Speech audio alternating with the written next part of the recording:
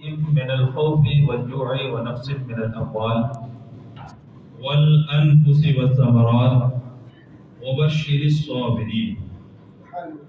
صدق الله العظيم وبلغنا رسوله النبي الأمين المتين الكريم ونحن على ذلك لمن الشاهدين والشاكرين والحمد لله رب العالمين. دل کی اتھاہ گہرائیوں سے نبی پاک جناب احمد مصطفیٰ محمد مصطفیٰ صلی اللہ علیہ وسلم کے دربار گوہربار میں بآواز بلند ایک مرتبہ درود پاک پڑھنے. اللہم صلی علی سیدنا مولانا محمد وعلی آل سیدنا مولانا محمد وبارک وسلم صلی اللہ علیہ وسلم علیک یا رسول اللہ صلی اللہ علیہ وسلم. اشعار کافی اچھے پڑھے تو میرے دل میں بھی آیا کہ کچھ چیزیں میں بھی آپ کے سامنے رکھوں. جو جوان بیٹے کی میت پر نہ رویا وہ حسین، جو جوان بیٹے کی میت پر نہ رویا وہ حسین، جو دہکتی ریل کے بستر پر سویا وہ حسین، جس نے اپنے خون سے دنیا کو دھویا وہ حسین، اور جس نے سب کچھ کھو کے بھی کچھ بھی نہ کھویا وہ حسین. مرتبہ اسلام کا جس نے دوالا کر دیا، خون نے جس کے دو عالم میں اجالا کر دیا. شیر کے مالک جو مقتل میں آیا وہ حسین، شیر کے مالک جو مقتل میں آیا وہ حسین، جو 72 زخم کھا کر مسکرایا وہ حسین، اور راہ حق میں جس نے اپنا سر کٹایا وہ حسین، اور کربلا میں جس نے اپنا گھر لٹایا وہ حسین، اور زیر خنجر جس کا سجدہ عصمت اسلام ہے، اور جس کا ہر تیور رسول پاک کا پیغام ہے. دین کی خاطر کی جس کی زندگانی وہ حسین، اور کٹ گئی اسلام میں جس کی جوانی وہ حسین، اور خلد میں حق نے جس کی مہمانی وہ حسین، اور مل گئی جس کو حیات جاودانی وہ حسین. نام نامی جس کا لوحے دہر پر مرقوم ہے، اور فرش سے تا عرش جس کی عظمتوں کی دھوم ہے.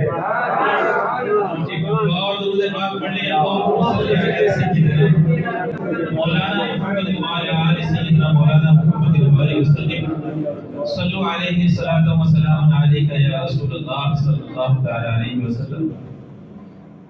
کل میری گفتگو کا اختتام اس پر ہوا تھا کہ حضرت امام مسلم اور آپ کے دونوں فرزندان کو شہید کر دیا.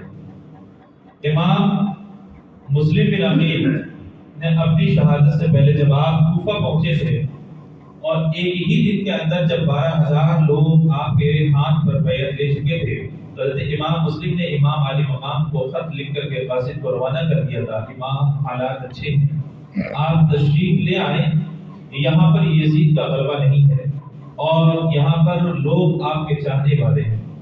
آپ کے ذہن میں یہ بات ہمیشہ رہنی چاہیے کہ کوفہ وہ زمین ہے جہاں پر مولائے کائنات سے بھی دھوکا ہوا تھا، امام حسن رضی اللہ تعالی عنہ سے بھی دھوکا ہوا تھا.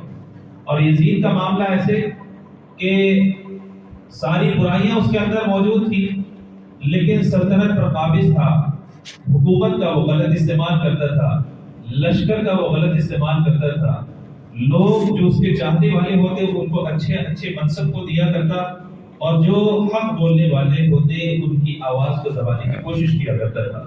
امام علی مقام رضی اللہ تعالی شہادت کی بات اور شہادت کا معاملہ بھی تو اسی لیے پیش آئے.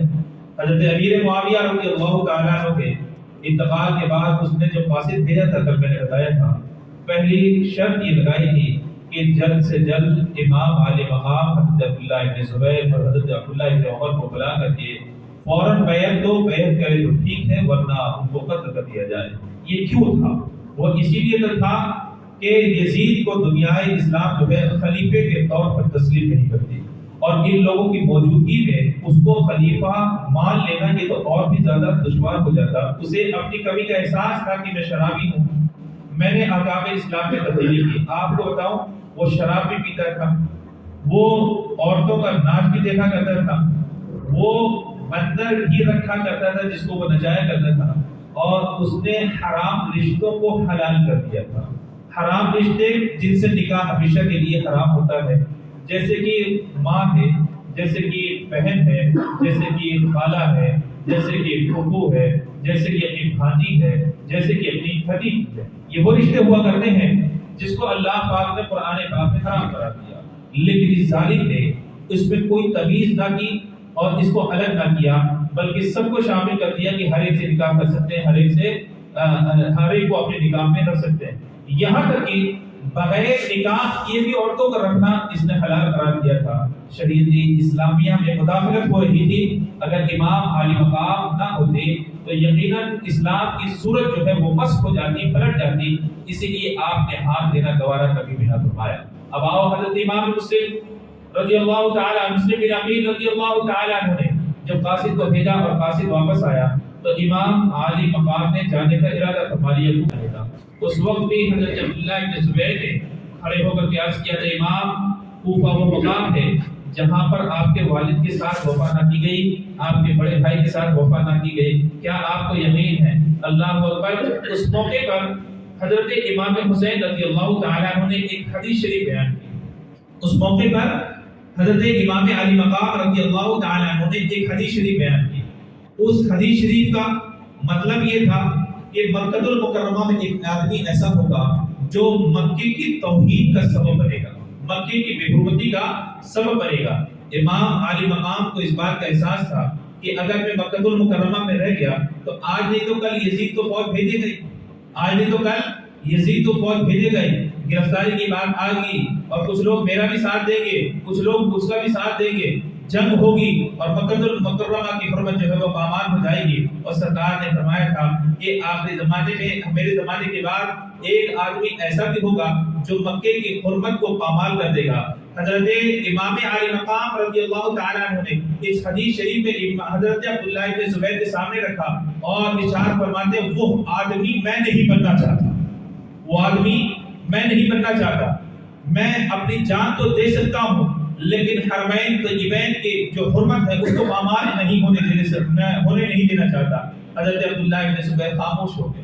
یہ بات اور یہ حدیث بات سن کر کے حضرت عبداللہ بن زبیر خاموش ہو گئے۔ امام علی مقام اپنے لوگوں کو لے کر کے نکلے اور پھر آپ سفر کرتے کرتے کرتے کرتے ایک ایسے مقام پر پہنچے جہاں مجاہدین کرام حج کر کے واپس آ رہے تھے۔ اس میں حضرت زہیر بھی تھے، حضرت زہیر بھی تھے۔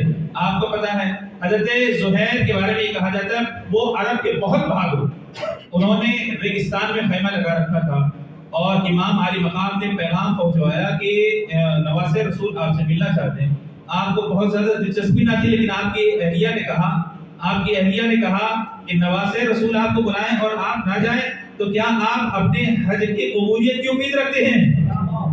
آپ سوچو جن کا آپ حج کی قبولیت کی امید کیسے رکھی جاتی ہے جب رسول پاک سفارش کریں گے تبھی تو، اور رسول پاک ہی کے نواسے کی بات نہ مان کر کے رسول پاک کی سفارش کی امید کی جا سکتی ہے۔ اللہ اکبر۔ حضرت زہیر فرماتے میرے رونگٹے کھڑے ہو گئے، کھڑا ہوا اور گھوڑے پر سوار ہوا اور امام علی مقام رضی اللہ تعالیٰ عنہ کے بارگاہ میں پہنچ گیا۔ دیکھو میرے پیغمبر کی خصوصیت جانتے ہو، ایک مرتبہ جو چہرہ دیکھ لیتا، عمر جیسے لوگ تلوار لے کر کے آئے تھے، تلوار گر گئی اور کلمہ پڑھ کر کے مسلمان ہو چکے تھے، کلمہ پڑھ کر کے مسلمان ہو چکے تھے۔ نبی پاک صلی اللہ تعالیٰ علیہ وسلم چھوڑو، حضرت خواجہ کے بعد بھی دیکھو ایک آدمی آیا تھا کہ قتل کرنے کے لیے، لیکن قدموں پہ اس نے چاقو کو رکھ دیا تھا اور کلمہ پڑھ کر کے مسلمان۔ تو بعد والے جب اتنے خوبصورت ہیں تو پہلے والے کتنے خوبصورت ہوں گے؟ حضرت امام علی مقام کتنے خوبصورت ہوں گے؟ جناب ایک موقع پہ میں نے بتایا تھا کہ حضرت امام علی مقام رضی اللہ عنہ جب صحابہ کرام رسول اللہ کو دیکھنا چاہتے تھے تو انہی نواسہ رسول کو کھڑا کر کے جی بھر کے دیکھ لیا کرتے تھے، اللہ کی کے صدقے میں ان صحابہ کرام کے دلوں میں قرار عطا فرما دیا کرتا۔ اللہ تبارک و تعالیٰ ان صحابہ کے ان کے صدقے میں، اپنے حبیب کے صدقے میں ان کے دلوں میں قرار عطا، اس قدر مشابہ تھے۔ اللہ اکبر۔ حضرت زہیر نے جب امام علی مقام کو دیکھا، آپ نے کچھ نہ فرمایا، مسکرا کر کے صرف اتنا فرمایا زہیر کیا اب بھی وقت نہ آیا ہمارا ساتھ دینے کا؟ کیا ابھی وقت نہ آیا ہمارا ساتھ دینے کا؟ اللہ اکبر، آنکھوں سے آنسو ٹپکنے لگے، کہا امام آپ کو ساتھ نہ دیا تو اس زمانے میں کس کا ساتھ دے گا؟ یار امام میں نے آپ کو ساتھ نہ دیا تو اس زمانے میں کس کا ساتھ دوں گا؟ واپس آئے، اپنی اہلیہ کو طلاق دی، جناب اپنی اہلیہ کو طلاق دی اور کہا اپنے بھائی کے ساتھ اپنے مائکے چلے جاؤ، تمام غلام کو آزاد کر دیا، اونٹوں کو آزاد کر دیا، خیمہ حوالے کر دیا، ارشاد فرمایا یہ ہماری آخری ملاقات ہو سکتی ہے، یہ ہماری آخری ملاقات ہو سکتی ہے۔ اور پھر وہ حضرت امام حسین رضی اللہ تعالیٰ عنہ کے خیمے میں چلے گئے۔ اسی طریقے سے ایک اور روایت آتی ہے حضرت عبداللہ ابن عمر کے بارے میں۔ حضرت عبداللہ ابن عمر چند دن کی شادی ہوئی تھی، ایک بڑھیا کا ایک ہی بیٹا، ایک بڑھیا ایک ضعیفہ تھی ان کا ایک ہی بیٹا، وہ کون؟ حضرت عبداللہ ابن عمر۔ اللہ ان پر شادی ہوئی اور پھر امام عالی مقام کا قافلہ تھے، بہت مختصر میں آپ سے عرض کر رہا ہوں، امام عالی مقام لگاتار سفر کر رہے تھے نا، لگاتار سفر کر رہے تھے، ان کے گاؤں کے قریب سے پہنچے، کسی نے بتایا نواز رسول آئے ہیں اور وہ کوفہ جا رہے ہیں۔ اللہ اکبر، حضرت عبداللہ ابن عمر باہر آئے، رسول پاک صلی اللہ تعالیٰ علیہ وسلم کے نواسے کو دیکھا اور پھر جب گھر کے اندر جانے لگے تو بتاؤ اس زمانے کی کوئی عورت ہوتی تو کیا کہتی؟ مجھے چھوڑ کر کے نہ جاؤ، آپ یہیں پہ رہو، کہیں قربان جاؤ۔ جہاں حضرت عبداللہ ابن عمر وہ رسول پاک صلی اللہ تعالیٰ علیہ وسلم اور نواسے رسول کو بے پناہ چاہنے والے تھے، ان سے کہیں زیادہ ان کی ہدیہ چاہتے بنی تھی۔ معاملہ صرف یہ نہیں کہ میں آپ کو روکوں گی، نہیں، آپ بھی ان کے ساتھ میدان جہاد پہ جائیں اور میں بھی آپ کے ساتھ میدان جہاد میں آؤں۔ اللہ کیسا جذبہ تھا، اللہ کا کیسا جذبہ تھا۔ سب کو معلوم تھا وہاں سے کوئی واپس نہیں آئے، سب کو معلوم تھا کہ وہاں سے کوئی واپس نہیں آئے گا، لیکن جذبہ اس وقت کو غنیمت سمجھا، اس وقت کو غنیمت سمجھا۔ اللہ اکبر، حضرت عبداللہ ابن عمر بھی حضرت امام حسین رضی اللہ تعالیٰ عنہ کے ساتھ ہوئے۔ لوگ آتے گئے، امام علی مقام نے کسی کو مجبور نہ کیا، بلکہ میں نے آپ کو بتایا تھا آخری منزل پہ جب پہنچے تھے تو آپ نے تو چراغ بجھا کر کے کہا تھا جو جانا چاہے جان چلا جائے۔ تو جو اپنی مرضی سے آیا ہو جان نثار کرنے کے لیے، جان فدا کرنے کے لیے، وہ آخر رات کے اندھیرے میں جا کیسے سکتا ہے؟ وہ تو آئے ہی تھا قربان ہونے کے لیے، وہ آئے ہی تھا قربان ہونے کے لیے۔ اللہ اکبر، امام علی مقام کے بارے میں آتا ہے جب آپ کربلا کے قریب پہنچے تو حضرت حر جو ہے، حضرت حر 1000 کا لشکر لے کر کے آئے اور آپ نے ارشاد فرمایا، آپ نے عرض کیا، ارشاد کیا فرماتے؟ انہوں نے عرض کیا اے نواسے رسول آپ کو کوفہ چلنا ہے۔ ارشاد فرمایا حسین کوفہ تو نہیں جانے گا۔ انہوں نے کہا، حر نے کہا تب پیچھے بھی نہیں جانے دیں گے۔ ارشاد فرمایا وہ تمہاری ضد ہے، یہ ہماری ضد ہے، وہ تمہاری ضد ہے اور یہ ہماری ضد ہے۔ دیکھنا یہ ہوتا کیا ہے، دونوں میں گفتگو ہوتی رہی اور آخر میں معاملہ طے ہوا کہ نہ کوفہ جائیں گے اور نہ ہی مکہ المکرمہ جائیں گے، بیچ کا راستہ ایسا اختیار کیا جائے کہ بات امام علی مقام کی بھی رہ جائے اور حضرت حر کی بھی رہ جائے، حضرت حر کی بھی رہ جائے۔ وہ قافلہ چلتا رہا، بہرحال بہت سارے معاملات بیچ میں ہوتے رہے، بہت سارے معاملات بیچ میں ہوتے رہے، آخری میں آ کر کے میدان کربلا میں امام علی مقام کو اتار دیا گیا۔ ایک قاصد آیا تھا حر کے پاس، ابن زیاد کا، یاد رکھنا یہ بہت بڑا ظالم ہے جس کو عبید اللہ ابن زیاد کہا جاتا ہے، یہ بہت بڑا اور اتنا شدید اللہ کا، اس نے یہ تو خود بھی گمراہ ہوا اور اس نے دوسروں کو بھی گمراہ کر کے رکھ دیا، اس نے یہ تو خود بھی گمراہ ہوا اور سوائے اس کے کہ دنیا نے ان لوگوں کو برباد کیا اس کے علاوہ کچھ بھی نہیں۔ جانتے ہو میدان کربلا پہ جو 22,000 کا لشکر تھا اس کا سپہ سالار کون تھا؟ کہتے ہیں عمرو بن سعد۔ عمرو بن سعد، آپ کو پتا ہے حضرت سعد بن وقاص کون ہیں؟ اللہ اکبر، سرکار کائنات صلی اللہ تعالی علیہ وسلم نے 10 صحابہ کو جنت کی بشارت عطا فرمائی، اس میں سے حضرت سعد بن وقاص بھی ہیں، حضرت سعد بن وقاص بھی ہیں۔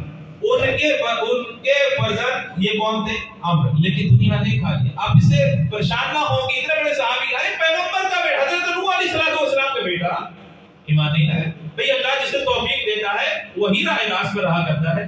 اللہ اگر غریب کو توفیق دے تو پورا کا پورا خاندان مسلمان رہا کرتا ہے، اور اللہ توفیق نہ دے تو اس کی توفیق کے بغیر کون ہے جو منزل تک پہنچ کر کے دکھائے؟ کون ہے جو منزل تک پہنچ کر کے دکھائے؟ یہاں فرعون کی بیوی، یہ حضرت آسیہ، فرعون کی بیوی، کافر کی ملکیت میں، کافر کی ماتحتی میں، اس کے باوجود بھی ان کا دل ایمان سے بالکل منور تھا۔ صحابہ کی روایت بتاؤ، حضرت آسیہ کے بارے میں آتا یہ ہے کہ فرعون نے جب حضرت آسیہ سے نکاح کیا تو جب قریب ہونا چاہا بیمار پڑ گیا. ایک دن بیمار پڑا, دوسرے دن بیمار پڑا, تیسرے دن بیمار پڑا, اور 3 دن کے بعد حکیموں نے یہ بات بتائی کہ فرعون تم کسی عورت کے قریب نہیں ہو سکتے ورنہ تمہارے اندر زہر بھر جائے گا. اب وہ زندگی بھر آسیہ کے قریب نہ ہو سکا. اللہ نے کافر کی ماتحتی میں رہنے کے باوجود حضرت آسیہ کی اس طور پر حفاظت فرمائی. یعنی میرا رب کارساز ہے, وہ چاہے تو دشمن کے محل میں موسیٰ کی پرورش کر سکتا ہے. اب سنو, عمرو بن سعد یہ اس لشکر کا سپہ سالار تھا, لیکن تھوڑا امر پسند تھا. امام عالی مقام جب کرب و بلا میں اتر گئے, جب حضرت عمر نے کہا تھا یہاں پر آپ کو اترنا ہے, تو آپ نے پوچھا اس جگہ کا نام کیا ہے, اللہ اکبر. عمر کے ساتھیوں نے بتایا کہ یہ مقام کربلا ہے. اللہ اکبر. آپ نے ارشاد فرمایا یہی کرب و بلا ہے, اور فوراً بے ہجک گھوڑے سے اتر آئے. یعنی یہ بات پہلے ذہن میں بٹھا دی گئی تھی, یہی وہ مقام ہے جہاں پر آپ کو پہنچنا ہے. آپ اتر گئے, آپ نے خیمے لگا دیے, اور پھر گفتگو کا سلسلہ شروع ہوا. پہلی محرم سے لے کے 7 محرم تک گفتگو ہوتی رہی. پہلی محرم سے لے کر کے 7 محرم تک گفتگو ہوتی رہی. آخری میں ہر کے بجائے سپہ سالار عمرو بن سعد کو بنایا گیا.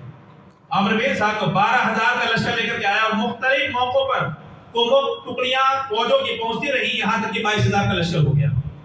امام نے پیغام پہنچایا. دیکھو, امام نے 7 محرم الحرام کے بعد پیغام پہنچایا کہ اس کو عمرو بن سعد نواز رسول تم سے گفتگو کرنا چاہتے ہیں. تو عمرو بن سعد جو تھا, ابن سعد جو تھا, وہ پھر بھی اس وقت تک صحیح تھا. اصل میں معاملہ کیا تھا, عمرو بن سعد کو ایران کے لیے بھیجا جا رہا تھا. وہاں پر ایک صوبے میں بغاوت ہو گئی تھی اور وہاں اسے بھیجا جا رہا تھا.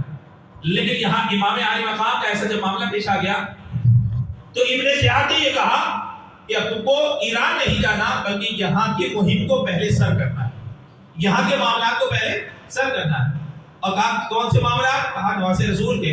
اس وقت عمرو بن سعد نے کہا تھا کہ مجھے یہ بات گوارا نہیں ہے کہ میں نواز رسول کے خلاف تلوار اٹھاؤں. مجھے یہ بات گوارا نہیں کہ میں نواز رسول کے خلاف تلوار اٹھاؤں. تو عبید اللہ بن زیاد نے کہا تھا کہ ٹھیک ہے, رے ایک صوبہ ہے, رے ایک ایران کا صوبہ ہے.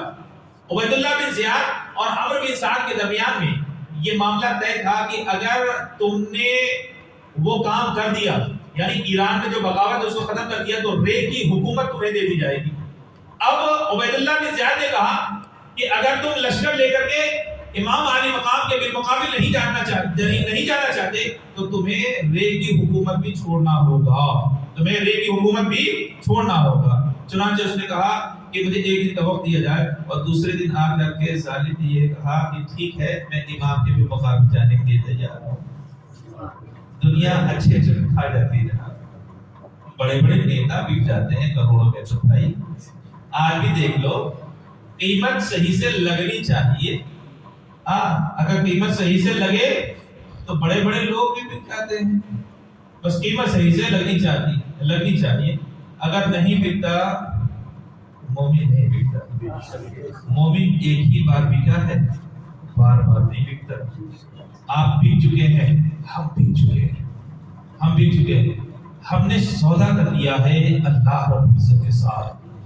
ان اللہ اشترى من المؤمنین انفسهم واموالهم بان لهم الجنہ. اللہ نے ہماری جانوں کو خرید لیا کس کے بدلے میں؟ جنت کے بدلے میں.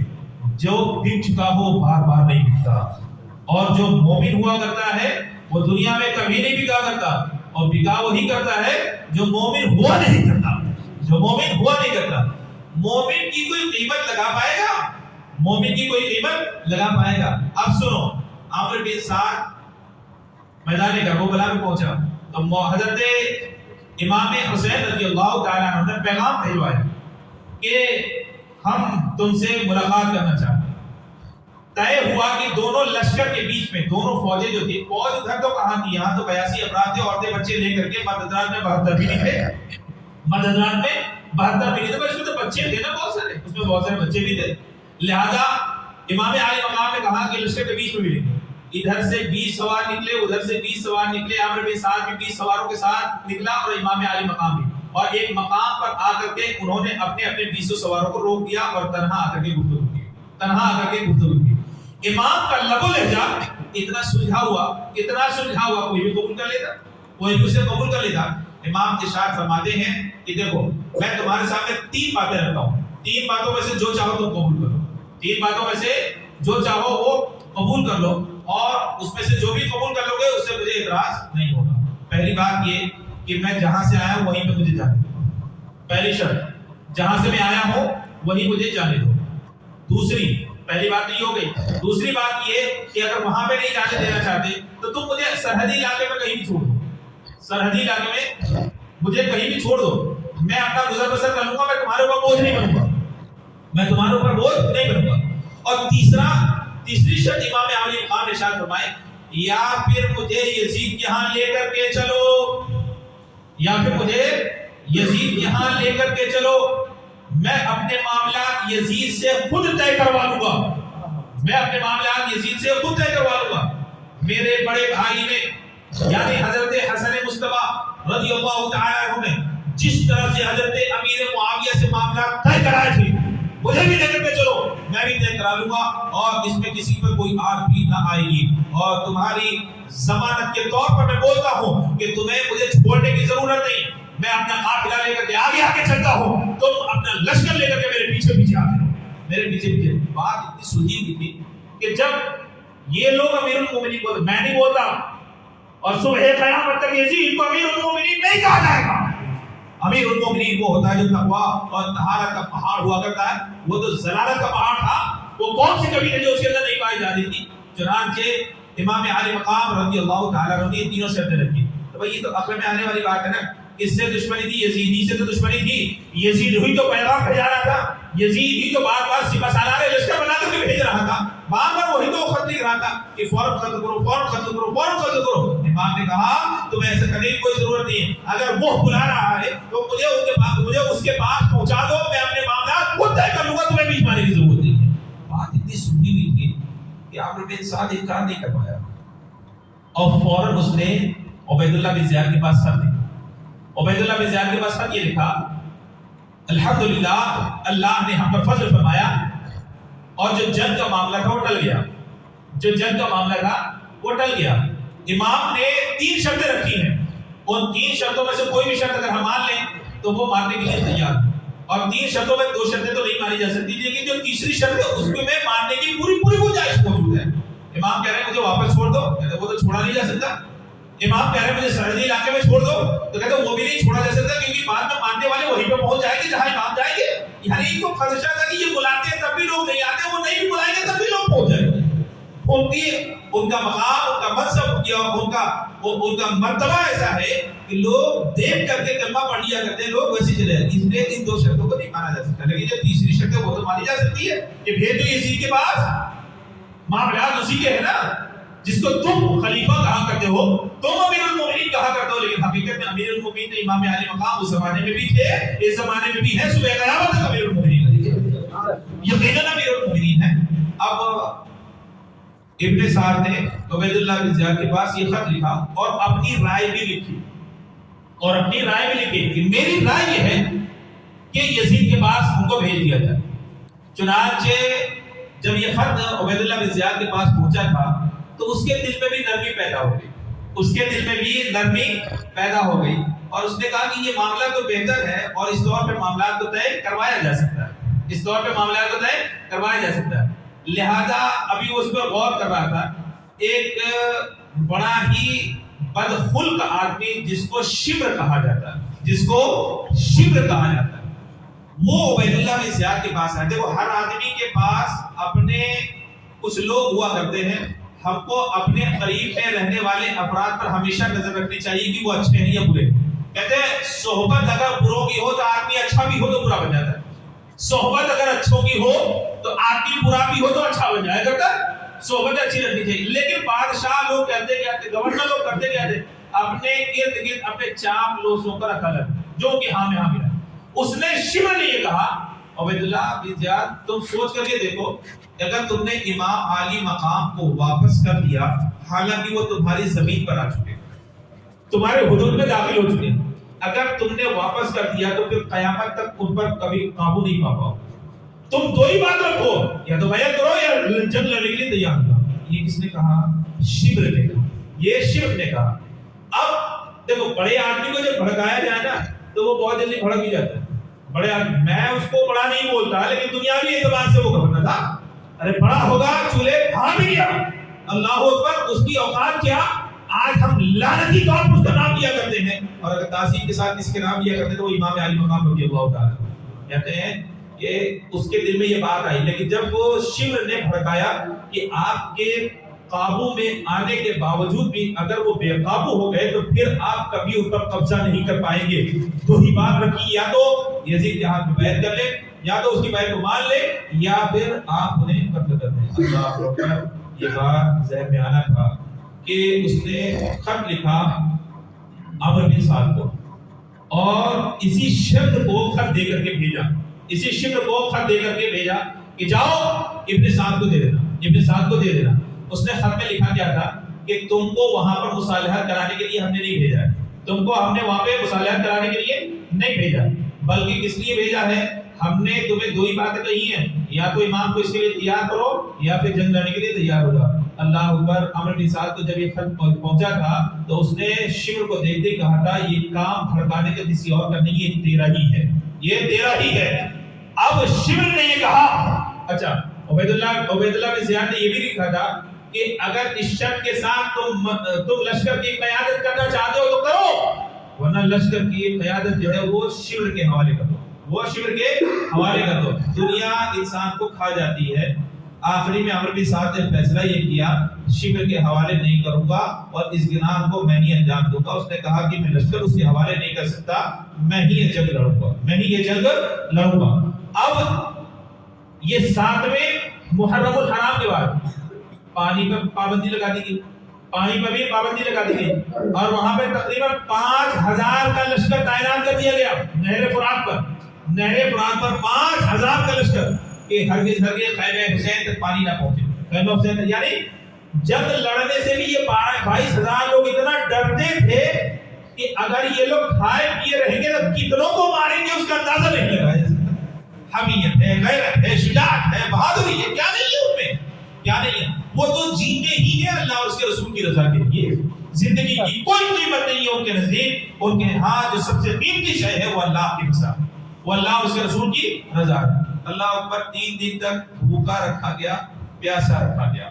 9 मुहर्रमुल हराम को उबैदुल्लाह बिन ज़ियाद का जब ये हुक्मनामा पहुंचा कि मेरा खत पहुंचते ही जंग शुरू कर दी जाए, जंग शुरू कर दी जाए। 9 मुहर्रमुल हराम को हज़रत इमाम आली मकाम असर के बाद अपने खैमे से बाहर तशरीफ लाए और तलवार को ऐसे रख करके आपने उसमें सर रख दिया था और आपकी आंख लग गई, आपकी आंख लग गई थी। आपकी बहन हज़रत ज़ैनब ने आकर के उठाया, कहा देखो यजीदी लश्कर में ढोल पीटा जा रहा है और लोग बहुत करीब आते जा रहे हैं, लगता है कि वो जंग लड़ने के लिए आ रहे हैं, लगता है कि वो जंग लड़ने के लिए आ रहे हैं। अल्लाह अकबर। आपने आंख खोली और उसके बाद मुस्कुरा करके इरशाद फरमाया, ज़ैनब परेशान ना हो, मैंने नाना को ख्वाब में देखा था, अभी नाना की ख्वाब में ज़ियारत हुई और मौलाए कायनात भी रसूल पाक सल्लल्लाहु अलैहि वसल्लम के साथ थे। रसूलुल्लाह पूछ रहे थे, अली हसन तो आ गए, हुसैन कब आएंगे? अली हसन तो आ गए हैं, हुसैन कब आएंगे?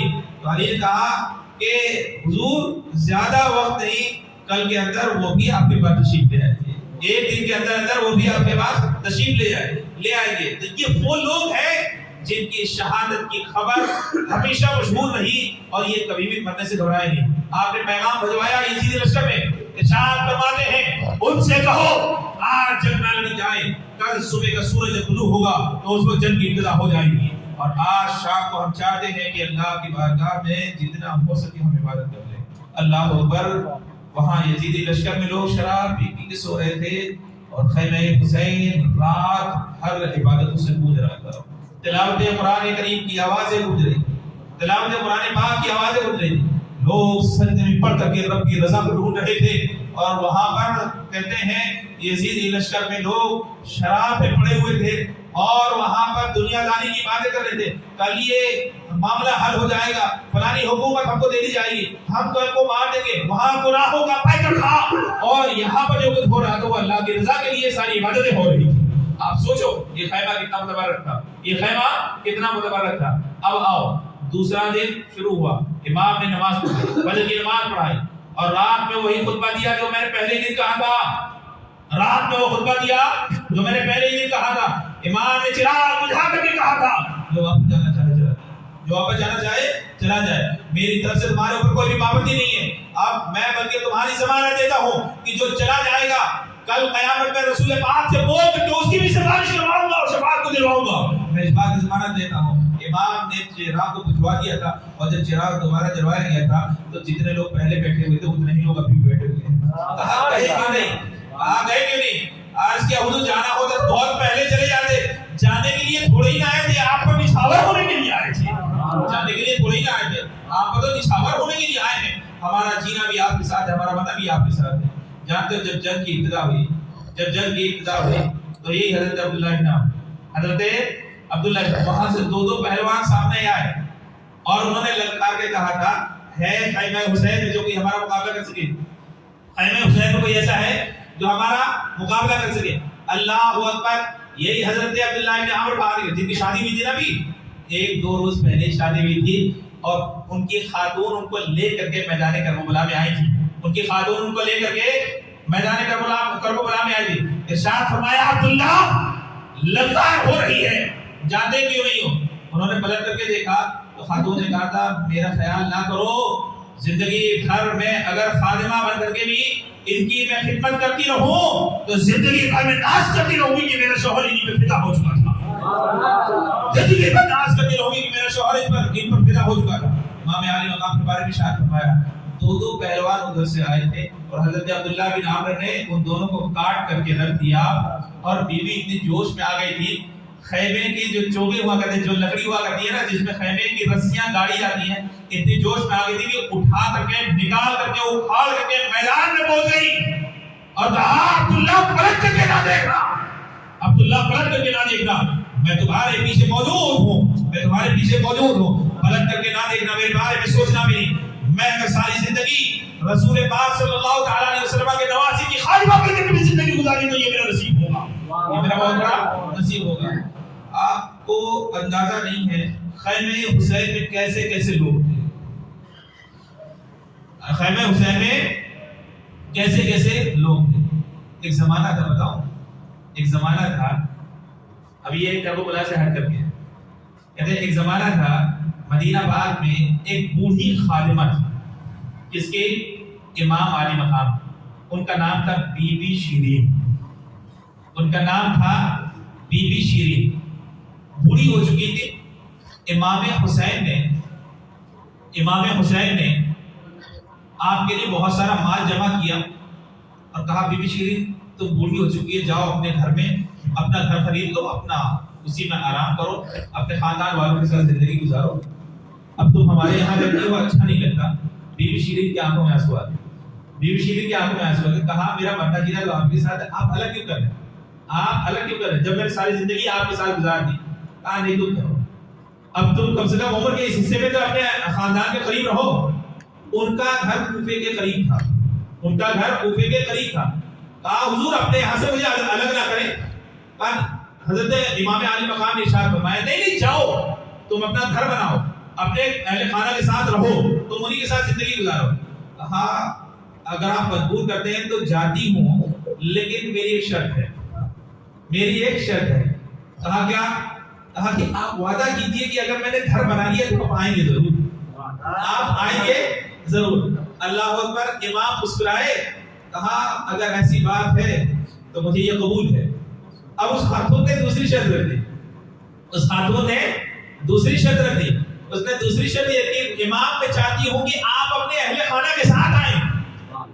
ایک نہیں، اہل خانہ کے ساتھ آئیں. امام کے آنکھوں میں تھوڑا سا آنسو آ گیا. ارشاد فرمایا بی بی شیرین ہم آ تو جائیں گے لیکن پہچان پاؤ گی؟ ارشاد فرماتے ہیں بی بی شیرین میں اپنے اہل خانہ کے ساتھ آ تو جاؤں گا لیکن تم کیا اس وقت پہچان پاؤ گی؟ آج زندگی گزر گئی ہے، جوانی سے بڑھاپے تک کی منزلیں میری آنکھوں نے جو طے کی ہے وہ آپ کی دیدار سے طے کی ہے. یہ کیسے ممکن ہے کہ ہم آپ کو دیکھ اور آپ کو پہچان نہ سکیں؟ اب یہ بات کا واقعہ ہے، کربلا کی بات کا واقعہ ہے. امام علی مقام کو شہید کر دیے گئے تھے اور ساری جو خواتین تھی ان کے ہاتھ پاؤں باندھ دیے گئے تھے. امام حضرت زینب رضی اللہ تعالی عنہ اور جتنی بھی خواتین تھیں ان کو جب سوار کر کے لے جایا گیا تھا تو وہ جو بی بی شیرین تھی انہوں نے گھر بنا رکھا تھا. ان کو اس بات کی کوئی اطلاع نہیں تھی، ان کو اس بات کی کوئی اطلاع نہیں تھی کہ یہاں کربلا میں کیا چلتا ہے. یہاں کربلا میں کیا بھائی وہ تو خاتون تھی، ان کو کیا معلومات ہوگی؟ ایک بڑا گھر بنایا تھا کس کے لیے؟ امام علی مقام کے لیے. کچھ دنوں کے بعد ایک عورت نے آدھی رات کو بی بی شیرین کو اٹھا کر کے کہا تھا کہ عبید اللہ بن زیاد کا لشکر آیا ہوا ہے تمہارے دروازے پر اور وہ وہاں پہ کوئی بھی نہیں. اب اسے ٹھہرنے کی کوئی جگہ نہیں ہے، وہ یہ چاہتا ہے کہ گاؤں والے گھر دے دیں، گاؤں والے گھر دے دیں. بی بی شیرین نے کہا کوئی بات نہیں. کہا عبید اللہ بن زیاد کو ٹھہرا دیا. عبید اللہ بن زیاد کے لشکر نے گھر کے اندر بنا لی اور یہ جن کو جنت کی بشارت دی گئی تھی ان کو صحن میں رکھ دیا جہاں پہ کوئی گھر نہ تھا. بی بی شیرین نے جب دیکھا تھا ظاہر سی بات ہے ہاتھ پیچھے بندھے ہوئے تھے، چہرے میں سب کے بال تھے، کیا پہچانتی، کیا بات کرتی، کیا کسی سے گفتگو کرتی. بی بی شیرین نے کہا تھا کہ میں جس کے گھر میں پلی بڑھی ان کے گھر والوں کے ساتھ میں تو اللہ نے قرآن کی آیت نازل کی وَيُطْعِمُونَ الطَّعَامَ عَلَىٰ حُبِّهِ مِسْكِينًا وَيَتِيمًا وَأَسِيرًا. اسیرہ کا معنی ہوتا ہے قیدی کے ساتھ اچھا سلوک کرو. تم نے ان کو باہر کیوں بیٹھا دیا؟ تم نے ان کو باہر کیوں بیٹھا دیا؟ اٹھا کر کے لائے، گھر بہت بڑا تھا، اندر رکھا اور اس کے بعد سب کے کھانے کا انتظام کیا. سب کے کھانے کے انتظام کرنے کے بعد ان بیویوں کے پاس جب آئی اور کھانا پروسا تو حضرت زینب نے ہاتھ آگے کر دیے تھے جو کہ ہاتھ پیچھے بندھے ہوئے تھے. اللہ اکبر. بی بی شیرین نے آپ کے ہاتھ کو کھولا اور حضرت زینب نے کہا شیرین کیا آپ نے پہچانا؟ بی بی شیرین کیا آپ نے پہچانا؟ آواز تو پہچانی ہوئی ہے، آواز تو پہچانی ہوئی ہے. حکم امام کے لمحہ مبارکہ ہلے. ارشاد فرمایا ہم نہ کہتے تھے کہ بی بی شیرین ہم آ تو جائیں گے لیکن پہچان بھی پاؤ گی، پہچان بھی پاؤ گی. لو ہم اپنے اہل خانہ کے ساتھ تمہارے گھر پہ آ چکے ہیں. آنے کا انداز یہ تھا، بے تحاشا رونے لگی حضرت بی بی شیرین. آنے کا انداز یہ تھا، کہا ہائے میں تو تباہ ہو گئی. ارے اس انداز میں اگر آنا مجھے معلوم ہوتا تو میں کبھی گزارش ہی نہ کرتی. اہل بیت تھا کہ گھرانا اس طرح تباہ ہو جائے یہ مجھے کب گوارا ہو سکتا ہے؟ میں تو کبھی برداشت ہی نہ کرتی. میرا گھر تباہ ہو جائے یہ مجھے منظور تھا لیکن پیغمبر اعظم صلی اللہ علیہ وسلم کا گھر تباہ ہو یہ کبھی منظور نہ تھا. ارشاد فرمایا آنا بھی ہوا امام پاک تو ایسے حالت میں آئے. صحیح کہا تھا کہ میں پہچان نہیں پاؤں گی، صحیح کہا تھا میں پہچان نہیں پاؤں گی. اور ساری خواتین کے ہاتھ کھولے اور ان کے چہروں کو دھویا اور اس قدر دل میں رنج تھا کوئی قیدی کھانا نہیں کھا رہا تھا. اور حضرت زینب کے چہرے کو جب دیکھا تو اس قدر روئی بے ہوش ہو گئی. ان کو پانی ڈال کر کے دوبارہ اٹھایا گیا. امام علی مقام کے چہرے کو دھولا، پھر بے ہوش ہو گئی. پھر آپ کو پانی ڈال کر کے جگایا گیا، بے ہوش ہوتی رہی، جگایا جاتے رہا. ابھی صبح کی کرن بھی نہ پھوٹی تھی کہ حضرت بی بی شیرین کا بھی انتقال ہو گیا. بی بی شیرین کا بھی انتقال ہو گیا. جناب بہت کرب و بلا والی داستان ہے، بہت کرب ہے، بہت درد ہے. اب میں عرض کر رہا تھا میدان کربلا کی، میں عرض کر رہا تھا میدان کربلا کی بات. حضرت عبداللہ بن عمرو کہتا ہے وہ بھی آخر میں شہید ہو گئے. چند لوگوں کی بات بتاؤں، چند لوگوں کی بات. یہ خاندان تو بہادروں کا ہی تھا. آپ نے حضرت قاسم کے بارے میں سنا، یہ حضرت حسن مجتبیٰ کے بڑے بیٹے اور ان کی منگنی حضرت امام حسین کی بیٹی حضرت زینب کے ساتھ ہو گئے تھے. لیکن ابھی شادی نہیں، 19 سال کا نوجوان آ کر کے امام کے خیمے کے سامنے کھڑے ہو گئے کہا چچا حضور رن میں جانے کی مجھے اجازت دی جائے. امام کی آنکھوں میں آنسو آ گئے. کہا میرے بھائی کی تم آخری نشانی ہو, کیسے میں تم کو اجازت دوں؟ تو میرے بھائی کے آخری نشانی ہو, میں تمہیں کیسے اجازت دوں؟ عرض کرتے ہیں چچا آپ کے بعد جینے کا مزہ نہ رہے گا, آپ کے بعد جینے کا مزہ نہ رہے گا, اجازت دے کہ ہم آپ پر نثار ہو جائیں, اجازت دے. اپنی آنکھوں سے سب لوگ دیکھ رہے تھے نا, جو جا رہا ہے وہ واپس تھوڑی نہ آ رہا ہے, جا رہا ہے وہ واپس تھوڑی نہ آ رہا ہے. عرض کرتے ہیں چچا حضور ایک 19 سال کا نوجوان عرض کرتا ہے چچا حضور اپنے اوپر نثار ہونے کی ہمیں اجازت پر عمل فرمائے. آپ گلے لگا کر کے بہت روئے. کہا میں اپنے بھائی کی نشانی کو کیسے میدان کارزار میں بھیج سکتا ہوں, آپ تو میری آخری نشانی ہو. حضور جب ضد کی بیٹے نے, جب ضد کی حضرت امام قاسم نے, تو حضرت مولائے کا حضرت امام حسین رضی اللہ تعالی عنہ نے جانے کی اجازت مرحمت فرما دی, جانے کی اجازت مرحمت فرمائے. کہتے ہیں آپ نے کوئی زرہ نہیں پہنی تھی, آپ نے کوئی بہت بڑا انتظام نہیں کیا تھا, جس کرتے پجامے جس لباس میں تھے اسی لباس میں گھوڑے پر سوار ہو گئے اور میدان کارزار میں جانے کے بعد کہتے ہیں 22,000 کے لشکر میں کوئی ایسا آدمی ہے جو قاسم کا مقابلہ کر سکے؟ ہے 19 سال کا نوجوان جو اپنے جسم کو بھی پورے طور پہ نہیں چھپا رہا ہے, صرف کپڑا پہن کر گیا کہ ایک تیر بھی مارا جائے تو انسان کے جسم میں بےبس ہو جائے اور کوئی اعتبار نہیں, اور وہ نرکار کر کے کہہ رہا ہے قربان جاؤ کہ 22,000 کے لشکر میں سے ایک آدمی بھی نکلنے کے لیے تیار نہیں. 22,000 کے لشکر میں سے ایک آدمی بھی نکلنے کے لیے تیار نہیں. اور کے ساتھ نے ایک ارزق نامی پہلوان تھا شام کا, جس کو 1,000 آدمیوں کے برابر مانا جاتا. کہا ارزق تمہیں شرم نہیں آتی؟ ننھا سا بچہ تمہیں للکار رہا ہے, پورے لشکر میں سے کوئی نکل کر کے جانے والا موجود نہیں, کوئی پورے لشکر میں سے کوئی مقابلہ کرنے والا موجود نہیں. حضرت نے کہا مجھے شرم آتی ہے کہ میں بچے سے مقابلہ کروں, مجھے شرم آتی ہے کہ میں بچے سے مقابلہ کروں. عمر بن سعد نے کہا تھا بچہ نہ سمجھنا, یہ فاتح خیبر کا پوتا ہے جس کے ایک ہاتھ میں خیبر کا دروازہ اٹھا کے پھینک دیا تھا. بچہ نہ سمجھنا, اللہ نے اس کی بازو میں بہت قوت عطا فرمائی ہے. جب حضرت نے اس بات کو سنا کہا میں تو نہیں جاؤں گا, میرے 4 بیٹے یہاں پہ موجود ہیں, میرے 4 بیٹے یہاں پر موجود ہیں, وہ جا کر کے کام تمام کر کے آ جائیں. یاد رکھو ہاشمی گھرانے کی ایک بڑی خوبی بہادری بھی ہے اور مہارت بھی ہے. ہاشمی گھرانے کی بہت بڑی خوبی بہادری بھی ہے, مہارت بھی ہے. لہذا جب حضرت قاسم گئے میدان میں تو ارزق نے اپنے ایک بیٹے کو بھیجا, حضرت قاسم بھی لڑنے کے لیے تیار ہوئے تو آپ نے ایک بار تلوار گھمانے سے زیادہ دوسرا موقع نہ دیا, کاٹ کر کے رکھ دیا. جب دوسرے بھائی نے دیکھا وہ بھی گیا, وہ بھی مارا گیا, تیسرا گیا وہ بھی مارا گیا, چوتھا گیا وہ بھی مارا گیا. اب ارزق بلبلا گیا, کہا میری تو نسل ختم ہو گئی, میری تو اس نے نسل ختم کر کے رکھ دی. عمر بن سعد نے کہا میں نہ کہتا تھا کہ فاتح خیبر کا پوتا ہے, میں نہ کہتا تھا کہ فاتح خیبر کا پوتا ہے, آسان مت جاننا مقابلہ کرنا.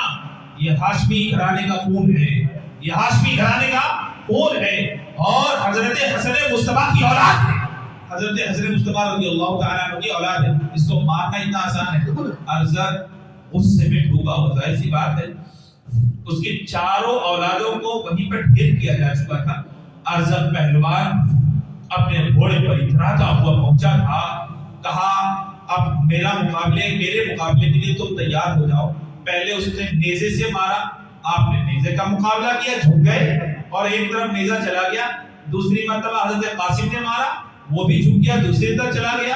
جنگ چلتی رہی. اسی درمیان حضرت قاسم نے کہا ارزق تو کتنا بڑا بیوقوف ہے کہ گھوڑے پر سوار ہو کر کے آیا ہے اور اس کی زین کسنا بھی نہیں آتا, زین کسنا بھی, ٹائٹ کرنا بھی نہیں آتا. اللہ اکبر. یہ جنگ میں اس طرح کی باتیں ہوا کرتی ہیں, لہذا ارزق جھوٹا کہ کہیں اس کی زین نہ گر جائے, حضرت قاسم نے نبی تلی تلوار سے جب اسے مارا تھا تو ارزق 2 حصوں میں کٹ کر کے رہ گیا تھا. ارزق 2 حصوں میں کٹ کر کے رہ گیا تھا. اب واپس آئے امام عالی مقام کی بارگاہ میں اور امام عالی مقام نے حضرت قاسم کی پیشانی کو چوما. اگر 2 بوند پانی مل جائے تو پوری یزیدی لشکر میں کو حرام مچا کر کے رکھ دوں. پورے لشکر میں 3 دن کا بھوکا پیاسا تھا نا یہ شیر. 3 دن کا نہ کھانا ملا نہ پانی ملا. 3 دن بھوکا رکھنے کے باوجود بہادری کا یہ عالم یہ ارزق نامی شوابی ان کے سامنے ٹک نہ سکا. تو اگر پانی مل جاتا تو کیا حال کر کے رکھتے وہ تو اللہ ہی بہتر جانتا ہے. وہ تو اللہ ہی بہتر جانتا ہے. آج کیا چچا حضور 2 قطرے پانی کے لیے آئے تو یزیدی لشکر میں کو آرام بچا کر کے رکھ دو. اللہ اکبر. حضرت امام عالی مقام مسکرائے ارشاد فرمایا کہ دنیا کا پانی ہمارے اوپر بند ہو چکا ہے اور نانا حضور آب کوثر لے کر کے تمہارا انتظار. نانا حضور آب کوثر لے کر کے تمہارا انتظار کر رہے ہیں. اللہ اکبر. اس کے بعد جب وہ لشکر میں پہنچے تھے اور ہر طرف آپ مار رہے تھے تو عمرو بن سعد نے کہا یہ وہ بہادر ہے 19 سال کا جس کا مقابلہ کرنے والا ہمارے لشکر میں کوئی نہیں ہے. ہمارے لشکر میں کوئی نہیں ہے. لہذا اس نے حکم دیا 1000 نوجوانوں کو لے کر کے جایا جائے. 1000 نوجوانوں کو لے کر کے جایا جائے. یہ بزدل تھے. یہ لوگ کیا تھے؟ بزدل تھے. دور کھڑے ہو کر کے تیر چلایا کرتے تھے اور 100 500 لوگ ایک ساتھ تیر چلایا کرتے تھے تاکہ زخمی کر دیا جائے. خون بدن سے نکل جائے گا تو آدمی کا جسم ڈھال ہو جائے گا. لیکن جنگ کا طریقہ وہ نہیں ہوتا. یہ ہاشمی گھرانے کے افراد ایسے تھے جو لشکر کے سامنے پہنچ کر کے للکارتے تھے ہیں جو ہمارا کوئی مقابلہ کر سکے. کیا مطلب؟ اب کوئی مقابلہ کرنے والا نہیں. اب جو جنگ لڑی جا رہی ہے وہ تو بزدلوں سے لڑی جا رہی ہے. اب تو کوئی مقابلہ کرنے والا نہیں ہے.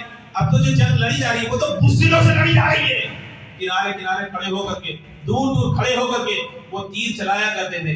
زخمی کر دیا اس کے بعد شہید کیا تو آپ نے پکار کر کے کہا تھا چچا حضور میری خبر لے. اللہ اکبر.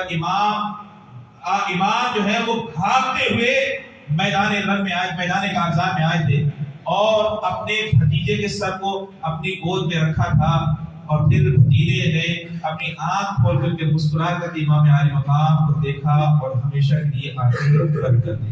ہمیشہ کے لیے آنکھیں بند کر دی. آپ سوچ سکتے ہیں اس خیمے میں کیسے کیسے بہادر تھے, کیسے کیسے جانسار تھے. انشاءاللہ اس سے آگے کل بات رکھی جائے گی. اللہ تبارک و تعالی میدان کربلا وہ ہمیں سمجھنے کی توفیق عطا فرمائے. ان بہادروں کا مولا ہم سب کو صدقہ عطا فرما اور مولا ان بہادروں کے صدقے طفیل میں ہمارے اندر بھی بہادری عطا فرما. بزدلی کو دور فرما. وما علینا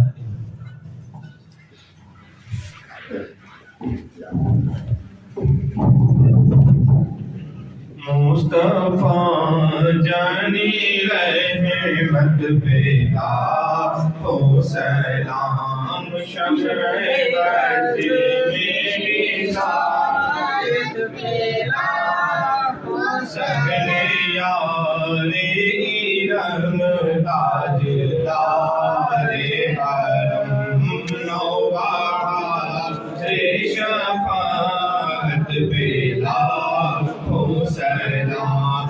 ہم غریبوں کے آقا پہ درود, ہم فقیروں کی سرود پہ لاکھوں سلام. مصطفیٰ یعنی رحمت پیدا ہو سلام شمع بدر میں کتنے مہنگے ہوئے ہیں مدینے کے پھول کربلا, تیری قسمت پہ لاکھوں سلام. کربلا کی زمین اور ایمان میں حسین, اس حسین ابن حیدر پہ لاکھوں سلام. مصطفیٰ یعنی رحمت پہ لاکھوں سلام.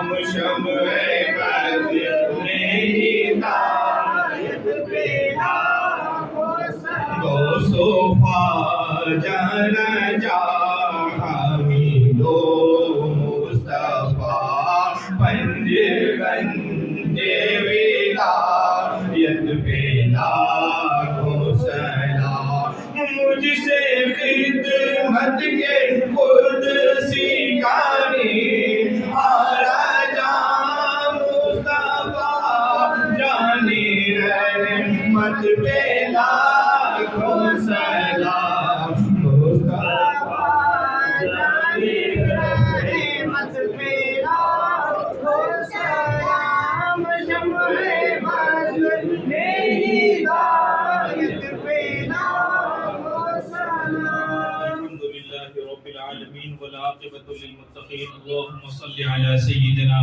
مولانا محمد وعلى آل سيدنا مولانا محمد مبارك وسلم صلوا عليه صلاة وسلاما عليك يا رسول الله صلى الله تعالى عليه وسلم اللهم ربنا آتنا في الدنيا حسنة وفي الآخرة حسنة وقنا عذاب النار وادخلنا الجنة مع الأبرار يا عزيز يا غفار يا رب العالمين اللهم ربنا تقبل منا انك انت السميع العليم وتب علينا انك انت التواب الرحيم یا اللہ یا رحمان یا رحیم مولا کریم ہماری اس مجلس کو اپنی بارگاہ میں شرف قبولیت عطا فرما جتنے بھی حاضرین ہیں مولا ان کو جذبہ شہادت عطا فرما سب کے علم میں عمر میں اقبال میں بلندی عطا فرما ایمان میں قوت عطا فرما مولا استقامت عطا فرما تیرے مذہب سے وابستہ رہنے کی توفیق عطا فرما مولا کریم ہماری پیشانیوں میں سجدہ عبادت کی تڑپ عطا فرما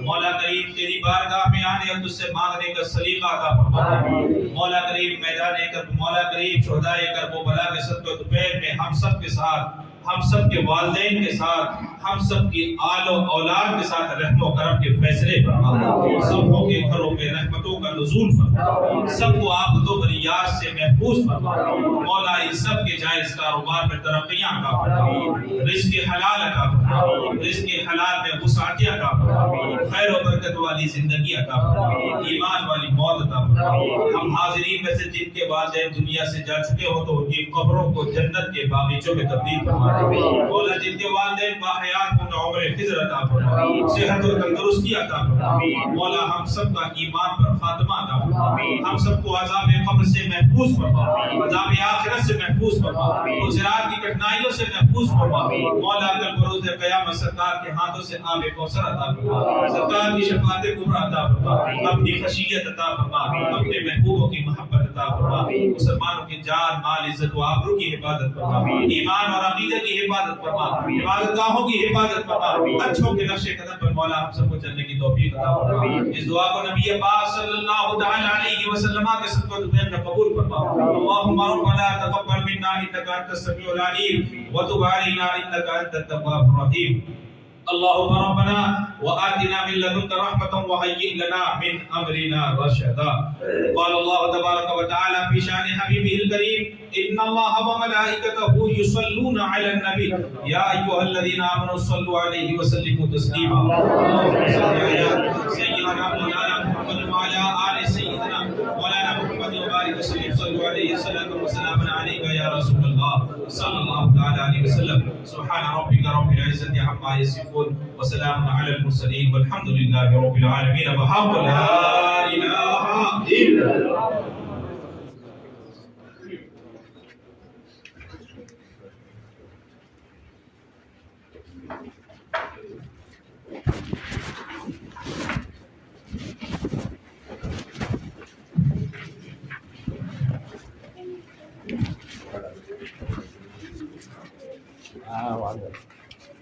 Boleh jadi kan?